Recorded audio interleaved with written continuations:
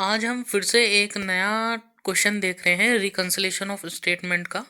तो चलिए स्टार्ट करते हैं। पहले वीडियो को पॉज करके क्वेश्चन को नोट कर लें और उसके बाद हम इसका सॉल्यूशन देखते हैं कि कैसे होगा।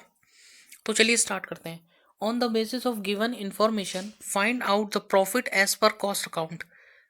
इस बार हमको पिछले हमने वीडियो में देखा था कि कॉस्ट अकाउंट का प्रॉफिट हम चेक कर रहे थे फाइनेंशियल अकाउंट को सही मान के।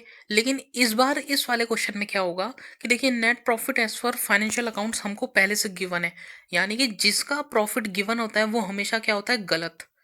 जिसका प्रॉफिट गिवन होता है वो होता है गलत। यानी कि यहाँ पे फाइनेंशियल अकाउंट्स का प्रॉफिट अगर हमको गिवन है, इट्स मीन्स फाइनेंस अकाउंट्स वाले को हम गलत मानेंगे।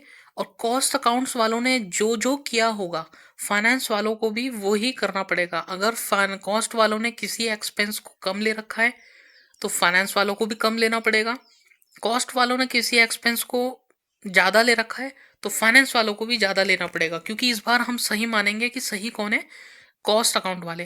क्वेश्चन में ये कैसे पता लगेगा कि कौन सही है और कौन गलत है? इसके लिए दो तरीके हैं। जिसका प्रॉफिट गिवन होता है वो हमेशा गलत होता है। समटाइम्स ऐसा होगा कि दोनों के प्रॉफिट्स गिवन होंगे। तब कैसे पता करें कि कौन सही है? देखिए क्वेश्चन की पहली लाइन में लिखा है find out the profit as पर कॉस्ट अकाउंट। यानी हमें कॉस्ट अकाउंट जिसका प्रॉफिट लास्ट में निकालना है वो हमेशा सही होगा। जिसका प्रॉफिट गिवन होगा वो हमेशा गलत होगा। यहाँ पे फाइनेंशियल अकाउंट का प्रॉफिट गिवन है वो गलत है। इट्स मीन्स कि उन्होंने गलतियां कर रखी है, कॉस्ट अकाउंट वाले सही हैं। तो जैसे जैसे कॉस्ट अकाउंट वाले करेंगे फाइनेंस वालों को भी वैसे ही करना पड़ेगा। तो चलिए स्टार्ट करते हैं। नेट प्रॉफिट एज पर फाइनेंशियल अकाउंट गिवन है 1,120,000। ये हमने यहाँ पर ले लिया है। देखिए प्रॉफिट एज पर फाइनेंशियल अकाउंट आ चुका है 1,120,000। अब एक एक करके पॉइंट्स को देखते हैं कि क्या ट्रीटमेंट होगा। देखिए पॉइंट नंबर 2 में लिखा है वर्क ओवरहेड। वो क्या होता है? Factory overheads under recovered in cost account. Cost account वालों ने फैक्ट्री ओवरहेड्स 4,000 रुपये से कम ले रखे हैं। सही कौन है? कॉस्ट वाले। अगर कॉस्ट वालों ने 4,000 रुपये कम ले रखे तो हमें भी कम लेने पड़ेंगे। यानी हमने तो ज़्यादा ले रखे होंगे एक्सपेंसेस। अगर हमने एक्सपेंस ज़्यादा ले रखे होंगे तो हमारा प्रॉफिट क्या आ रहा होगा? कम आ रहा होगा। तो हमको अपने एक्सपेंसेस को क्या करना, अगर ये एक्सपेंसेस हमने ज़्यादा ले रखे तो हमारा प्रॉफिट आ रहा होगा कम। कॉस्ट वाले कह रहे हैं कि ये 4,000 रुपये नहीं आने थे, यानी ये एक्सपेंस नहीं होना था। तो अगर ये 4,000 रुपये एक्सपेंस नहीं होंगे तो हमें भी अपनी बुक्स ऑफ अकाउंट में इनको हटाना पड़ेगा। हटाने का मतलब ये है कि जैसे ही ये 4,000 रुपये का एक्सपेंस हटेगा हमारा प्रॉफिट इंक्रीज हो जाएगा। इसका मतलब इन 4,000 रुपये को हम यहाँ पे ऐड में लिखेंगे। ऐड क्यों कर रहे हैं? क्योंकि ये हमने ज़्यादा ले लिए हैं। क्योंकि ये हमने ज़्यादा ले लिए तो हमारा प्रॉफिट कम आ रहा था, तो हमें अपने प्रॉफिट को बढ़ाने के लिए यानी 4,000 रुपये से हमारा प्रॉफिट बढ़ जाएगा, क्योंकि हमने एक्सपेंसेस ज़्यादा ले लिए थे। अब हम इसको वापस ऐड कर रहे हैं। तो ये था पॉइंट नंबर 2। नेक्स्ट पॉइंट देखते हैं। कह रहा है administration expenses under recovered in financial account. भाई फाइनेंस वालों ने 1,500 रुपए के एडमिनिस्ट्रेशन एक्सपेंस थे वो कम लिए, कॉस्ट वालों ने तो नहीं लिए ना। कॉस्ट वालों ने पूरे ले रखे हैं। यानी कॉस्ट वाले तो मान रहे हैं कि 1,500 के एक्सपेंसेस और होने थे। फाइनेंस वालों ने कम ले रखे हैं। यानी फाइनेंस वालों ने अगर पहले कम ले रखे तो अब लेंगे, क्योंकि ये खर्चा अब हमारे प्रॉफिट को क्या करेगा? कम करेगा। इसलिए प्रॉफिट को क्या करेंगे? माइनस करेंगे। तो ये कहाँ पर आएगा? माइनस वाले। देखिए office overhead under recovered in 1,500, क्योंकि ये 1,500 फाइनेंस वालों ने कम ले रखे थे। एक्सपेंसेस को कम लेने का मतलब है आप प्रॉफिट ज़्यादा दिखा रहे हो, इसलिए इसको माइनस करेंगे ताकि हमारा प्रॉफिट क्या हो जाए? कम हो जाए, क्योंकि फाइनेंस वालों ने छोड़े, कॉस्ट वालों ने तो ये ले रखे थे। नेक्स्ट पॉइंट देखते हैं। नेक्स्ट पॉइंट में कह रहा है कि depreciation charges were over recorded in cost account by ₹1,000। Cost account वालों ने 1,000 रुपये ज़्यादा डेप्रिसिएशन ले रखा है। सही कौन है? कॉस्ट वाले हैं, क्योंकि कॉस्ट वाले ने अगर 1,000 ज़्यादा लिए तो फाइनेंस वालों को भी लेने पड़ेंगे। तो फाइनेंस वालों को अगर 1,000 और डेप्रिसिएशन लगेगा तो 1,000 से प्रॉफिट क्या हो जाएगा? और कम हो जाएगा। यानी ये वाला अमाउंट किस में जाएगा? माइनस वाली साइड में जाएगा। तो depreciation over recorded in cost account कितना हो गया? 1,000। आई होप ये पॉइंट क्लियर होगा, सिंपल है। नेक्स्ट पॉइंट देखते हैं। Interest received on investment during the year amounted to ₹500। देखिए इंटरेस्ट रिसीव्ड हुआ है 500 रुपीज़ का। अब इंटरेस्ट की बात करते हैं। देखिए इंटरेस्ट जो है वो फाइनेंस वालों को पता होता है कि हमें इंटरेस्ट मिलेगा कि नहीं मिलेगा।